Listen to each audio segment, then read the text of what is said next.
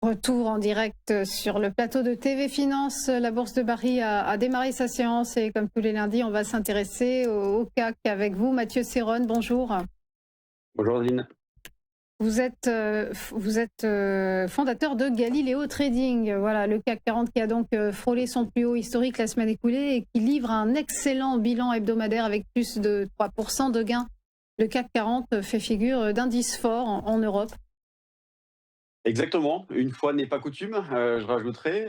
En effet, un CAC qui tente de combler son retard sur les autres indices. On est, à vendredi soir, on était à 11% de hausse depuis le début de l'année, 13% pour l'SP500, le Dow Jones en sous-performance autour de 8%, mais on est toujours loin encore des performances du Nasdaq et du DAX qui progressent jusqu'à présent respectivement de 18 et 20%.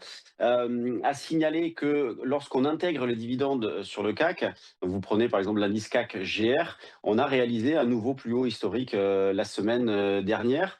Quand on en revient donc à l'indice CAC 40, eh bien on revient une nouvelle fois dans la zone de résistance 8200, 8250 sur laquelle on a buté systématiquement jusqu'à présent.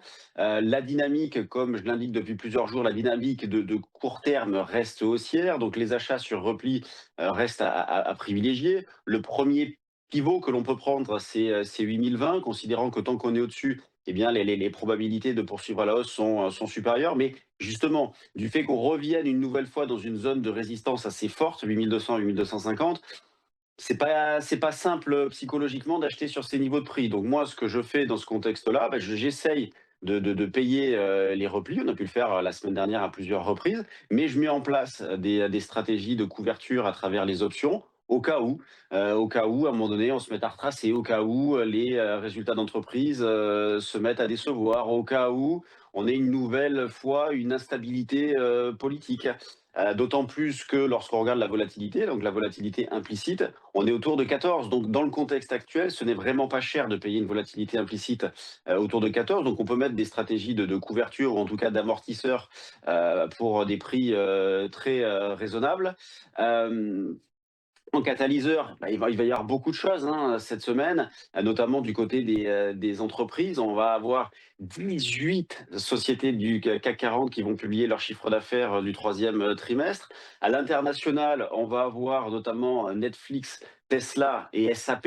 Et justement, quand on prend les indices américains, on avait un petit warning qui était allumé. On en parlait la semaine dernière ensemble. On avait un petit warning qui était allumé, notamment du fait de la forte baisse de vendredi, pas de vendredi dernier, mais celui d'avant, lorsque Trump a remis de l'huile sur le feu concernant les droits de douane et la guerre commerciale avec la Chine. Et justement, ces warnings-là, ils sont en train de s'éteindre dans la mesure où, on l'a vu la semaine dernière, il n'y a pas de relais à la baisse. Donc c'est là où, autant sur le CAC, on a des indications assez claires avec des tendances de fond, on va dire court, moyen et long terme haussier. Aux États-Unis, le moyen et long terme reste intact, reste haussier, il n'y a pas de sujet là-dessus. Le court terme, moi j'ai pris un petit biais un petit peu baissier, mais sans grande conviction, mais on voit très bien, aussi bien sur le SP500 que sur le Nasdaq, l'absence de relais. On est dans une phase de grande hésitation avec toujours des catalyseurs favorables et notamment tout ce qui est lié à l'intelligence artificielle. Donc sur les marchés américains, je suis assez prudent. Sur le CAC, j'essaye de payer les replis, mais en mettant en place des stratégies options. Et puis sur le DAX, on est un petit peu dans la même configuration, avec une confusion assez forte, un biais baissier à court terme également. Mais bon, sur le fond, les tendances, là aussi, restent largement haussières.